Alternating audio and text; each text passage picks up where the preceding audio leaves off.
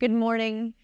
I'm Joy Robbins. I'm the Global Chief Advertising Officer for the New York Times, and it is my honor to welcome you all to this morning's Air of Resilience, Championing Lung Health in a Changing Climate, this morning's breakfast conversation presented by AstraZeneca. It's a privilege to gather here with such a distinguished group of leaders from across business, policy, healthcare, and technology. Industry voices who recognize that our collective future depends on the actions we take today. We often talk about climate change in terms of temperature and weather, but the air we breathe is where climate crisis meets our everyday lives, our economy, and our health. This morning, we'll explore the urgent intersections of respiratory health, environmental policy, and social equity, and we'll hear from those who are working to build systems that prioritize early detection, prevention, and access for all. I also want to extend our gratitude to AstraZeneca for sponsoring our full-day Climate Forward event for the second year in a row. On behalf of the New York Times, thank you for being here this morning. We're thrilled to begin the day together. And now to introduce Dan Weigel, Vice President of U.S. Corporate Affairs at AstraZeneca. Thank you so much. Appreciate it. Well, good morning. And I'd say good morning and thank you for being here so early. Your presence is a testament to your commitment, especially at the early hour. It's always a bit anxiety-ridden when you set a breakfast table. Will people show up? And you have. So thank you so much for the engagement. And it's a pleasure to see you. I'm truly delighted that we have the opportunity to sponsor today's session. And I think the conversation, of course, will be engaging. An area of resilience, championing lung health and the changing climate, is really what we are all curious and here to talk about. As said, I'm Dan Weigel. I'm Vice President of Corporate Affairs at AstraZeneca, and I have the privilege to lead a team that focuses on communications, policy, patient advocacy, and patience, really. And in the purview of everything we do, we take that ethos of doing it for the patients, and I know that's what drives and motivates all of us. So, as stated, this is quite a diverse room and quite a diverse panel that we'll have an opportunity to hear from today. And your commitment and the opportunity is a shared sense of responsibility about making progress for patients. So let me set the stage here by sharing a jarring statistic from the American Lung Association's upcoming State of the Air report. This year, 156 million Americans live in areas affected by dangerous levels of air pollution. This is nearly half of our population. The number is deeply troubling, as it also represents a 25 million increase from just the year prior, and the highest levels in the past decade. The factors at play include a more frequent and severe wildfires, underscoring what we already knew, and that is how the environment is directly linked to public health crisis and challenges. The resulting rise in respiratory illness, such as C.O.P.D, asthma, and lung cancer, is a burden for patients and, of course, their families. But it is equally a burden for our healthcare system and our economies. For all of these reasons, we must take action. With all of that said, I remain, and I hope you do too, optimistic. With the expertise in this room, there is an extraordinary potential to illuminate the gaps in care, but also to consider and understand how the environment and socioeconomic factors shape outcomes. With that knowledge, I know we can help more people live healthier lives. Our aim today is not only to raise awareness, but to foster collaboration. I've already seen an incredible amount of networking this morning. Please continue that. I hope our discussion will spark tangible opportunities to improve care and advance health equity, and that we'll learn more about policy solutions that can help us reach our goals. That together we can improve lung health across America. Before I hand the program over to Joel McCower and our impressive lineup of speakers, I'd like to share a short video that demonstrates AstraZeneca's recent partnership with industry and community organizers to support those devastated by California's wildfires. whether it's delivering free lung screenings in our air mobile unit or empowering first responders and local residents with vital educational resources, which is key. Our goal remains clear: to help more people breathe easier, have healthier lungs, and live happier, healthier lives. Thank you again for your dedication and being here. Let's cue the video.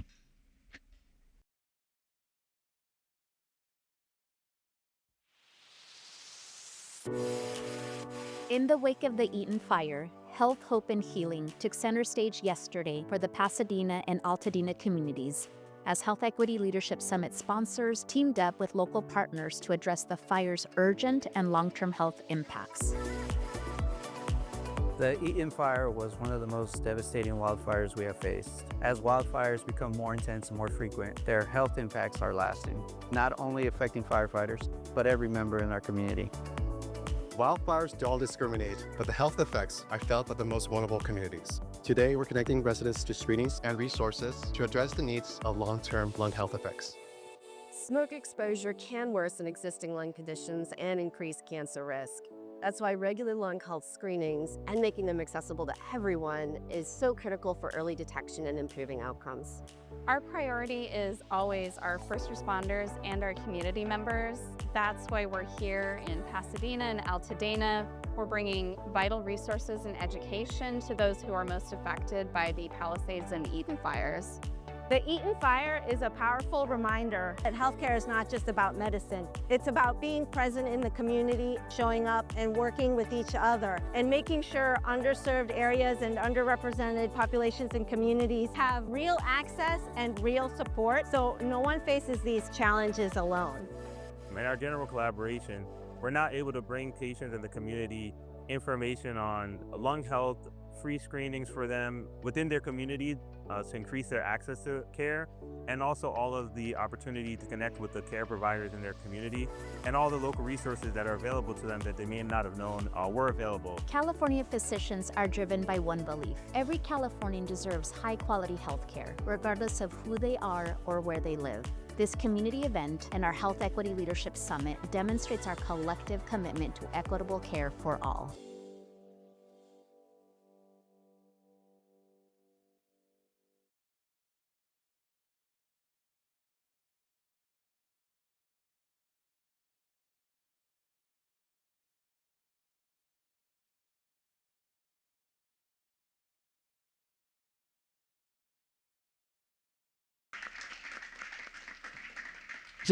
So Gene, I think you're well known as the former head of the Environmental Protection Agency under President Obama and the first ever climate advisor, White House climate advisor under President Biden.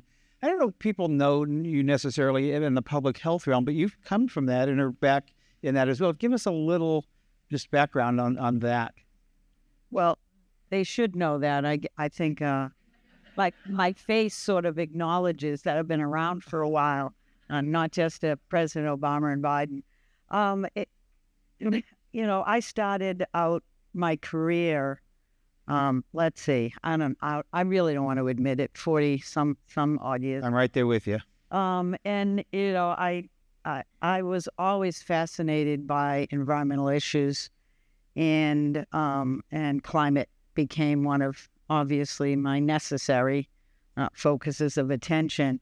But, I started out, I think my job was called a health agent. You remember the health agents from a long time ago? They're probably still around for as much as I know. Basically, I worked in a small town in Canton where my family grew up. And I decided, I went to school. I was really fascinated by the challenges that I was seeing. And as a health agent, you run around just trying to figure out what's going on. What are the challenges that we're facing? And honestly, my enchantment with this work really became something that happened when I was a little kid. And you couldn't ignore the air quality challenges. This is in Western Pennsylvania? Or Western Massachusetts, I'm sorry. It was Eastern Massachusetts, but you were very close. I was close. Eastern United States, so I was in ballpark. I grew up at a time when the air quality was horrendous, and I know you're all shaking your head, but most of you have never seen anything like this, thank God. except if you travel a bit. And it just stuck with me. I can remember I was in St. John's Parochial School in Canton, and the Plymouth Rubber Company lived across the street from the school. And so every day when they were doing batch processing of the materials at Plymouth Rubber Company, the nun would stand up and go, "Quick, shut the windows, shut the windows." And we had to shut the windows, but the stench was horrendous. And that has made more of an impression on me. I was probably 6 years old, but all I can remember is running as fast as I could to shut those windows, which made absolutely no difference whatsoever. But it became, for me, just a rallying cry for what I would do with my life. Yeah. And I just don't know. I think when you're 71 years old, you can remember so many of the challenges that we were facing that no longer seem quite as relevant, except in other communities that are challenged by income levels or housing constraints. That's when you begin to get that sense.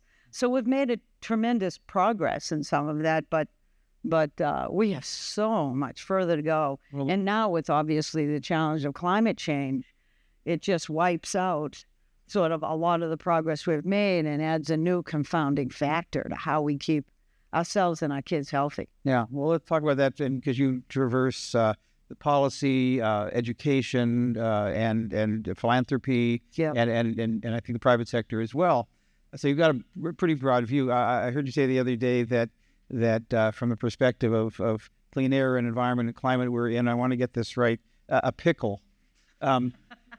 And I think the pickle probably has something to do with the fact of potentially rolling back the endangerment finding,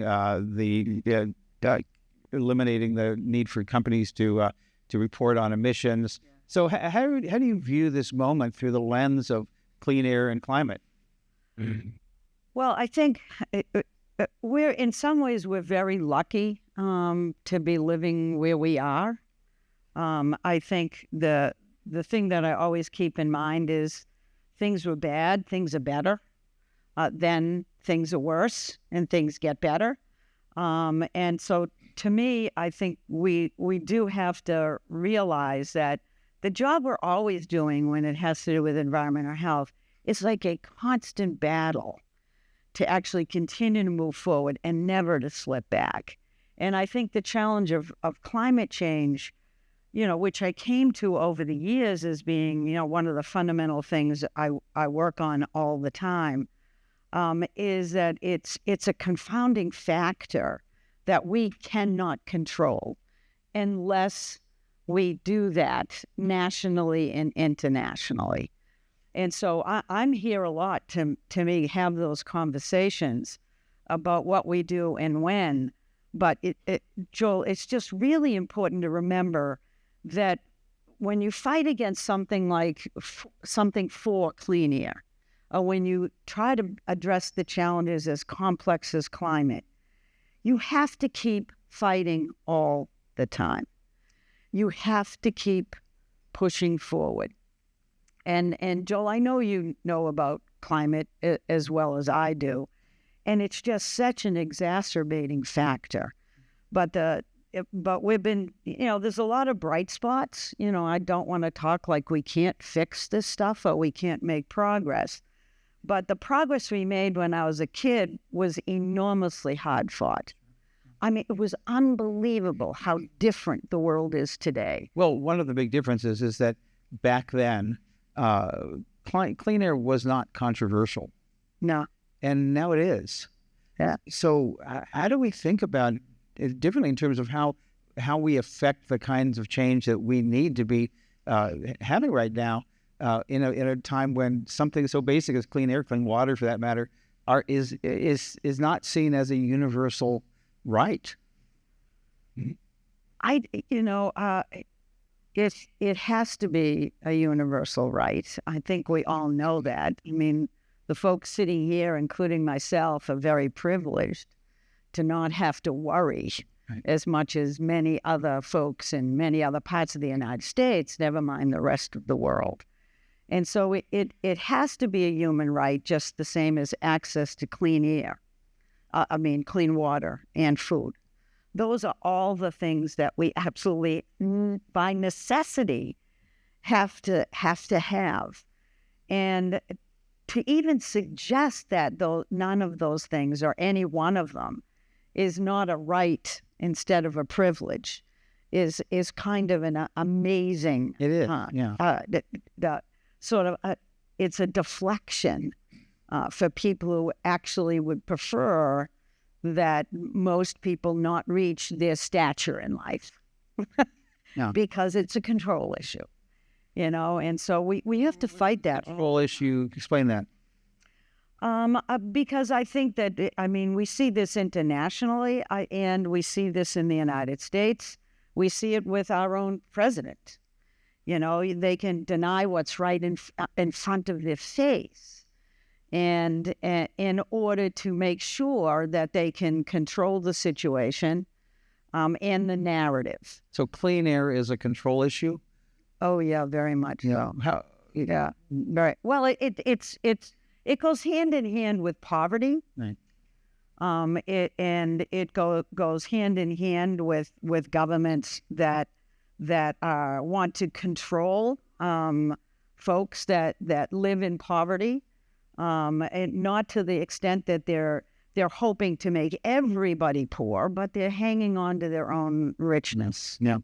So we have in this room an audience of healthcare professionals, private sector, corporate executives, educators, advocates from across the nonprofit sector.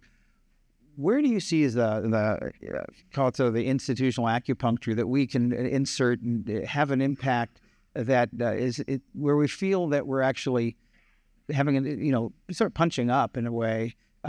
Where is the biggest impact point that we can be looking at right now? Is it policy? Is it on the corporate side? Is it at the community level? Is it at the national level? What do you want to see happen? It's all those levels, Joe. Because as long as I've lived, I've never seen anything good start at a high level. Everything good starts from the ground up. Yeah. And it does. If you can find an example where that's not true, I'll give in, but I've never seen one. Yeah. It's all about getting communities organized. It's all about building strength for them and with them. And I know that we've talked a lot about the challenges, but, I'm spending a lot of my time just remembering every morning I get up that we have hope, that we have an opportunity in building that sense, because that's what people thrive on. I talked about the nuns. Man, all they did was ever punish me. That's it. What'd you do that for? Where's your homework? Blah, blah, blah, blah, blah. But, after a while, it's like, I'm going to let go of that stuff and I'm going to have some fun, which is why I got really punished. But the issue is, the thing that I try to do now is I recognize the challenges, but I try to remind people that we have opportunities today that we have never had before. So I am absolutely filled with a sense of hope and opportunity, and I won't let it go, because I have never seen anybody who actually led a movement and made change in the world that sat around with a puss face saying how awful the world is. I saw that at the UN yesterday. Leave it there. Yeah. Right? Because we have stuff to do. We have work to do. We have opportunities. And we have a mass of human beings that have no access to that opportunity. And that's really what we have to focus on. Because all of these things are intertwined. Climate exacerbates the challenges that we have. But fundamentally, you have people that do not have healthy housing. We have people that cannot access clean food, that have literally no access to clean air. And we're sitting around here talking about what we should do. Well, it's obvious what we should do. Work really hard at fixing problems because we have too many to sit on the sidelines. I always love it when you get wound up. Sorry, I wasn't one. You ain't seen nothing yet. Well, we don't have a lot of time, so we gotta work quickly here. But Okay. When we meet again at New York Climate Week 2027, Yep. 2 years, what do you hope it will have happened? Thanks for reminding me it was 2 years because I might have forgotten. No. How do you want the conversation? What do you want the conversation to be about then? And where should we be? I think it has to be about solutions, right? Yeah.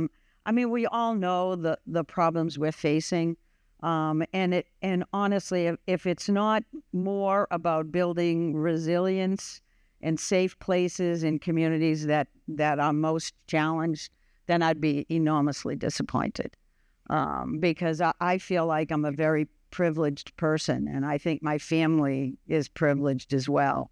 But I'll tell you, I have a 5-year-old granddaughter who has terrible asthma problems, and I know that she's living in a house that we're trying to help with and make it healthier for her.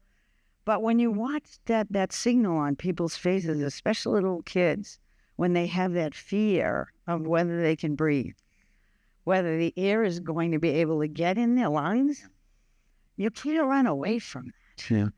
And so I think my hope is that in 2 years, we'll have seen a shift to a recognition that climate and health and the environment and the challenges that we're seeing with heat, and it is finally going to be given the clear direction that it needs. Yes. Because we can't do everything at once.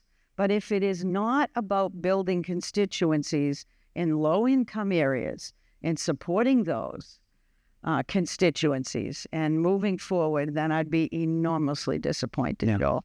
Well, on behalf of your granddaughter, let's all do this, and we're going to talk a little bit more about on the front lines in just a second with a great panel. So, but for now, please join me in thanking Gina McCarthy. Thanks, everybody.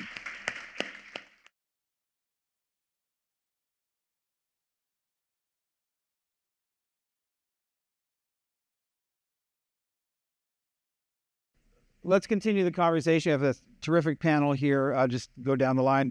To my left is Matt Ron, the Executive Director of the Wildfire Conservancy. Next to Matt is Heather McTeer-Toney, who's the Executive Director of the Beyond Petrochemicals Campaign. And at the end is Allison Lee, Dr. Allison Lee, pulmonologist physician at Mount Sinai, Associate Professor at Mount Icahn School at Mount Sinai. I think I got that more or less right. So I'm going to, Heather, start with you. We heard Administrator McCarthy talk about, being on the front lines, being in the communities. First of all, just give us a little bit sense of Beyond Petrochemicals and the work that you do down Cancer Alley. Yeah, well, thanks so much for having me here, and good morning to everyone. I echo those sentiments. We've got to have the most committed people here early in the morning, so thank you for being here. I run the Beyond Petrochemical campaign. We have one sole mission, which is to stop the expansion of petrochemical facilities in the U.S., particularly in communities that are overburdened with pollution. So if you think about throwing chalk at a ghost, that's what we do. We throw the chalk so that you can see where these facilities are proposed to land, and then work with communities as they're already actively working to stop these facilities. I am thrilled to say and share that since 2022, we have stopped 31 facilities from locating in the United States in some of the most overburdened and overpolluted communities. Now, I got to say that this passion is not just because it's so bright and early in the morning, but I've been doing this for a while. I'm a recovering politician. I started my career as a mayor in Greenville, Mississippi. I'm from the South. And then I had the pleasure of serving as a regional administrator for EPA in the Southeast region under Gina McCarthy. So when she says that she's just now, this is not wound up, trust me, she's absolutely right. If there's anyone who's passionate about communities and ensuring that we understand that the mission is to protect human health and that human health comes first. It was working in your amazing leadership, Gina. So thank you so much for that. The communities, I think, are on the front lines of this. They also know what they're doing. Yeah, they know exactly what they're doing. So I think it's pretty clear what the connection between petrochemical facilities and air pollution. But how does climate exacerbate that? What's the connection? You know, there's a cumulative impact here. And it's so important, especially when we are looking in places like what's known as Cancer Alley. If you're not familiar with that area, it's an 85-mile stretch along the Mississippi River, Louisiana area that is full of petrochemical facilities. So when you think of the spaces where all of these facilities sit, naturally those are places where you have high rates of asthma, cancer, lung disease. It's also where hurricanes come. If you look at the track of hurricanes over the length of time that NOAA has been tracking them, we did this exercise just to see where the hurricanes consistently go. They go over the same places where you have these facilities. Oh, it's also the places where you have high rates of poverty and educational disparity and food deserts. And so in these locations, there's a cumulative impact of things that not only exacerbate public health problems, but also that exacerbate climate problems. So we have to look at these things together. Otherwise, we miss where we could see some possible really strong solutions. Yeah. So Matt, wildfire. First of all, I was not familiar with the Wildfire Conservancy. Talk a little bit just to give the elevator pitch on that. Sure. The Wildfire Conservancy was started brilliantly at the beginning of COVID. So perfect time to start a nonprofit research foundation. But it was actually built on about 15 years of prior research, education and training on wildland fire issues and specifically wildland-urban interface as well. And so our mission are threefold. One is to improve attack effectiveness. So we work with firefighters and agencies, do the research to understand how to fight fire better. We also work on a lot of issues related to community resilience, how we design and protect our communities. But our biggest area of focus today is on firefighter health and safety and protecting those that protect our communities. And so talk a little bit more about that, the firefighters, how you're helping them, and it's their own health and safety, or also the work that they do with the communities. Well, I think it's twofold. So, the firefighters are now an unfortunate canary in the coal mine when it comes to a lot of what we're talking about here today with air quality and health impacts. They receive the highest levels of exposures from all of those materials that burn. We had this myth and misconception that vegetation smoke wasn't bad. It's extraordinarily bad, and there are tons of cancer-causing substances emitted during combustion. But now you place those fires in the urban interface where you have vehicles and infrastructure and houses all burning at the same time. It is a remarkable cocktail of just hazardous, toxic, and carcinogenic chemicals. And so they receive these exposures, and they are exposed, dying, and recovering, fortunately, from cancer at rates far higher than anybody in the average population. And so anything we learn about those firefighters really is something that we can help answer questions in the general community, because as you saw in Los Angeles earlier this year, that inversion, that smoke that sits over our community for weeks at a time now causes massive amounts of health problems. Cedars-Sinai did a whole study on just their own admissions for cardiac and pulmonary issues. And we're talking about, thousands of cases and millions of dollars spent just for folks who aren't actually working on the fires. Yeah. Well, Allison, I know this is an area that you spend a lot of time in. One of the areas that you've looked at is the Lahaina fires in Hawaii a couple of years ago. And let's talk about the research that you did there. Yeah. So by way of background, I'm a pulmonologist, but I'm also a clinician scientist. And so I study air pollution and climate and how it impacts health. And we all know that dirty air is not healthy air. And science tells us how this works. And science also tells us that children in particular, whose lungs and brains and hearts are still developing, are particularly sensitive to air pollution and climate impacts. But I think importantly, science also shows us how community-led solutions and community partnerships can clean up the air and improve health.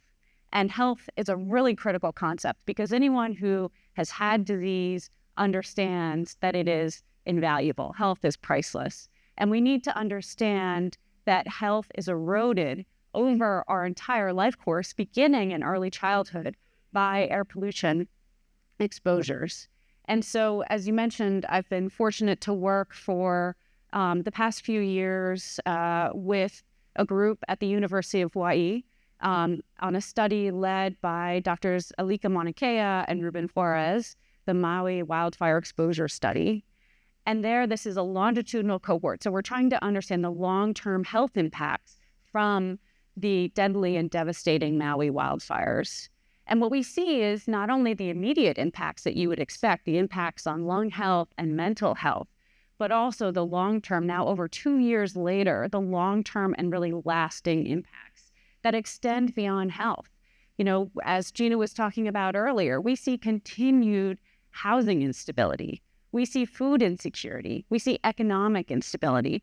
And these factors influence health. And it's not just the health of the adults. It's really intergenerational effects. So also the health of the young children. And so I think it's just critically important that we think about this from a health perspective and how do we preserve health. It's struck me for a long time that physicians, medical profession, could and arguably should be at the front of front line here in terms of, because they're interacting with people, real people with real health problems, and making that connection to not just air pollution but to climate.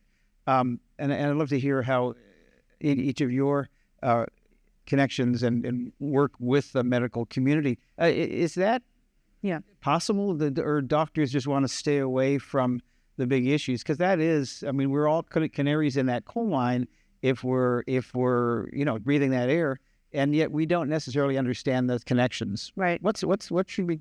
I see happen here. I mean, I think this is a really critical point. And how many people in the room have heard of Ella Kesey Deborah? So Ella was a young girl who lived in London, and she lived near a major roadway. And at the age of 7, Ella was diagnosed with asthma.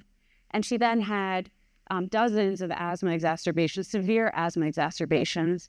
And at the age of 9, Ella passed away from a severe asthma exacerbation. The coroner in Ella's case made the determination that air pollution led not only to the development of her asthma, but also her severe asthma exacerbations. And in fact, Ella is the first person in the world to have air pollution listed as a cause of death on her death certificate. And I had really the honor of listening to Ella's mother, Rosamund, speak earlier this year at the WHO Air Pollution Conference. And there she said that no one told her that the trucks and the cars that were passing by their apartment were producing that air pollution that was harming her daughter's health.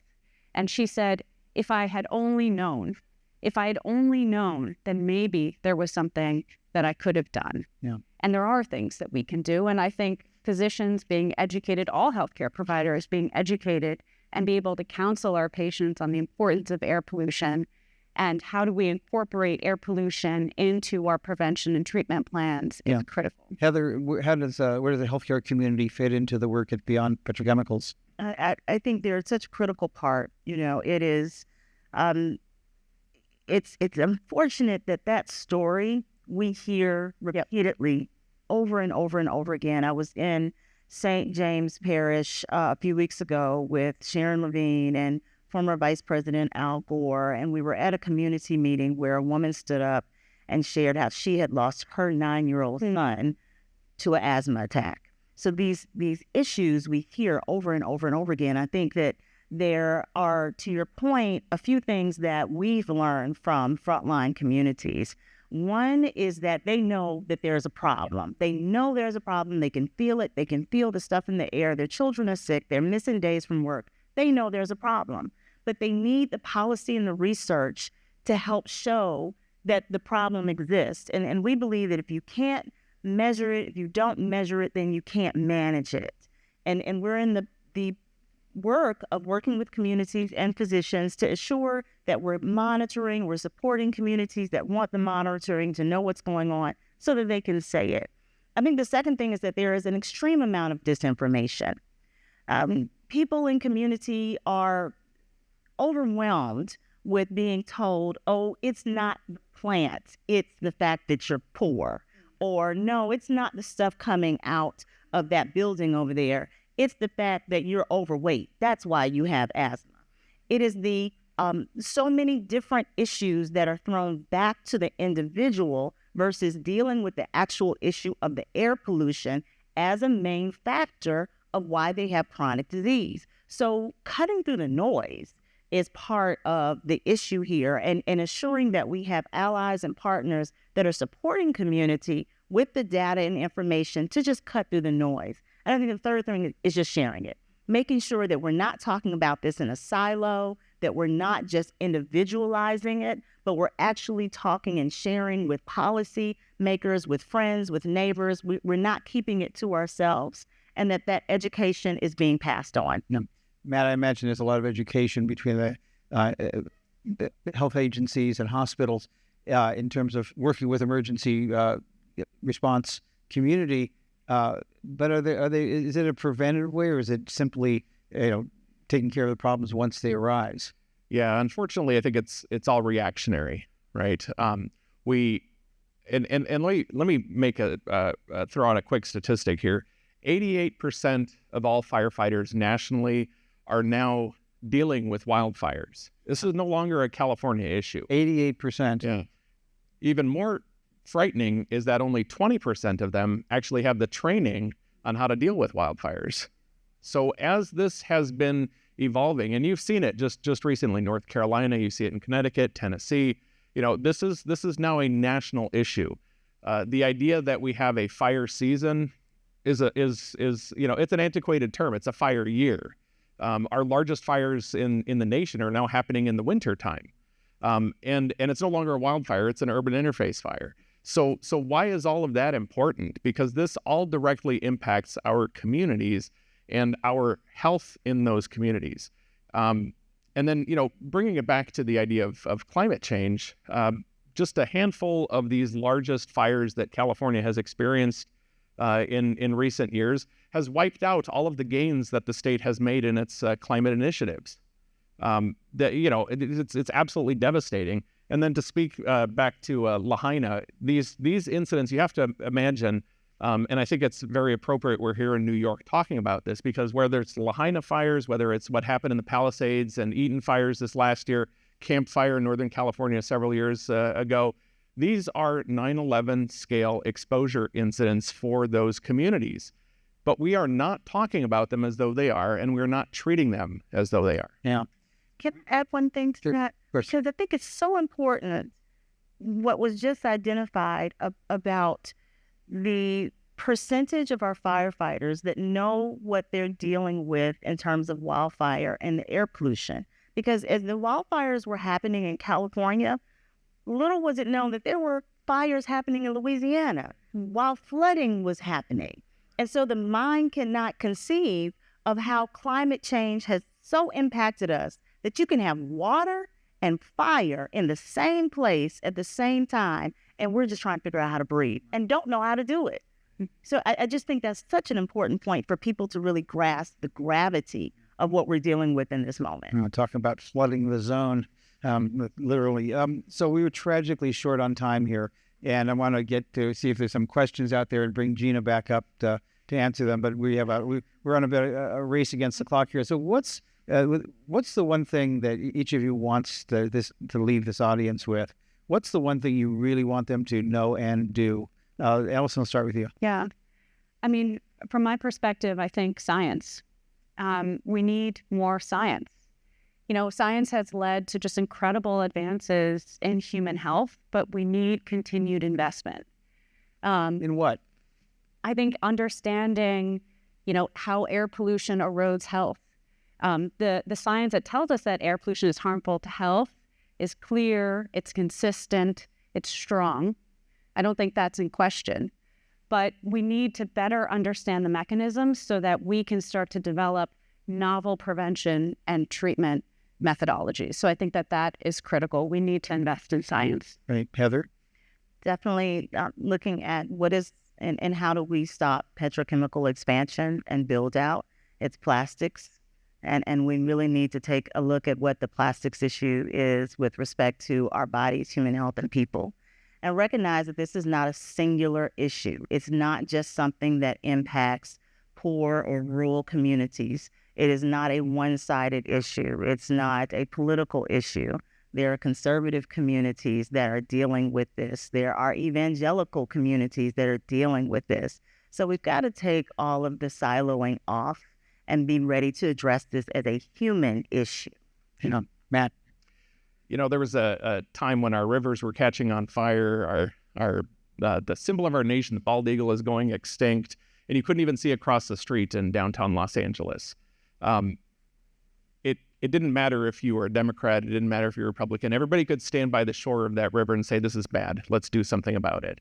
And so we went through an era where we developed policies that were responsive to this, but knew that we weren't going to get it right? It had the flexibility, it had the ability to meet the need, but know that we still have a lot of science to do. We have a lot of research behind all of this to get this right. And today you can see those just massive gains, especially in air quality across the country.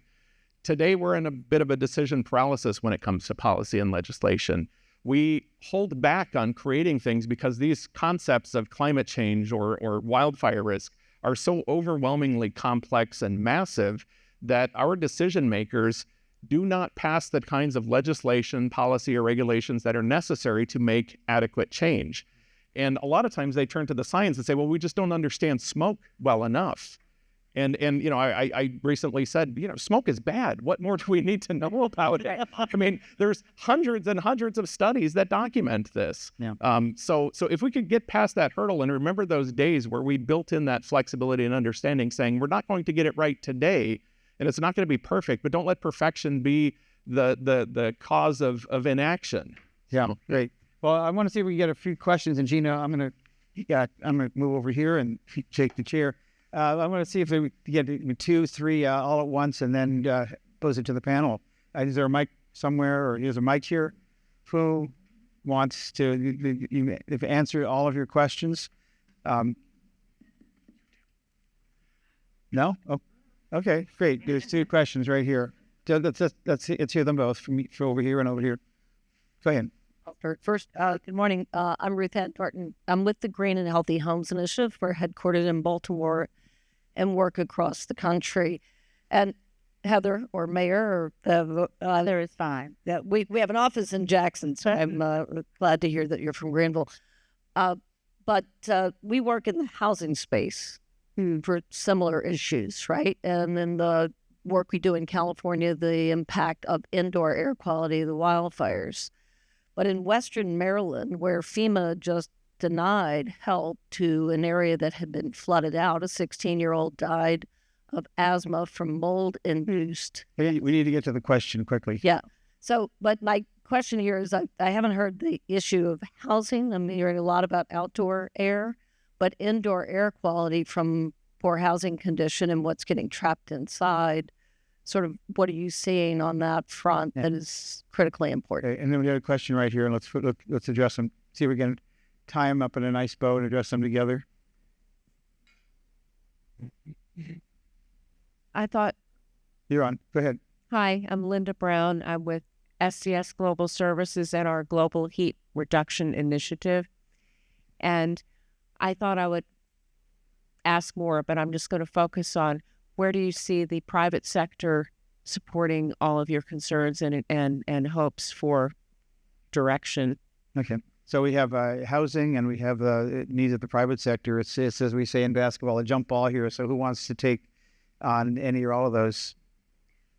I could try to do them a little bit together because the housing industry is one of the industries that has the biggest opportunity to reduce plastics and to reduce petrochemical in their building materials. And that's certainly in the private sector and private industry. There's a partnership and a research that we did with an organization called Habitable, where we actually looked at that And one of the things that we found is not just in the United States, but there's interest globally in understanding that if you reduce the chemicals, toxic chemicals within building materials, not only are we improving the health of people who live there, but we're also reducing this emergency response that we see with fires. Because as we know, in the fires that happened in California, plastics were burning inside the house itself, along with all the toxic chemicals that were inside of the homes, which made it just a toxic soup mess. And I think one of the challenges that we find in more impoverished communities is then the desire to go back and build is they're asked to build back to what they had. And that does not solve any problems whatsoever. In fact, it makes the situation worse because what we have now obviously is not sustainable in the climate environment that we're in. So I think there's a lot of work that is combined with both community engagement of saying what people want and need, policy leaders listening and making changes, realizing that there's economic benefit in that, and then finally private industry being willing to put back into communities the things that would actually stick and stay. That's not plastic and toxic. Gina, I'm going to give you the private sector question, and unless you wanted to quickly add, we've just got a minute. Okay, we only got a minute or two, so go for it. Look, that one of the hopeful things is that, what we know is that fossil fuels are at the bottom of much of what we're talking here, right? So what about clean energy? It's cheap. And by the way, it's cleaner, since I can reemphasize that. And so I think it's enormously important. And I think you're seeing this, although under the radar screen, there's a tremendous amount of public investment going into clean energy, and for very good reason. And that's not, just here. It's all across in the EU and everywhere. People are beginning to realize this. That would provide enormous benefits for clean air. Enormous. The same thing with clean cars. If we can't figure out that basically an electric car is a better car, then go drive one. You're missing the whole point. We are not talking sacrifice here, folks. We don't have to do that. We're just talking about the opportunities of today and capturing them as best we can. And a lot of those are really tackling some of the fundamental problems that we have seen, like our continued addiction to fossil fuel. Yeah, I think that's a great punctuation point on this, the better homes, better communities, and obviously better air. So much we could love heat pumps, by the way. Heat pumps. All right, there you go. We are at time here. I don't want to let this great audience go on with their day. Thank you so much for being here. Thank you to AstraZeneca and the New York Times. And please join me in thanking Allison, Heather, Matt, and Gina.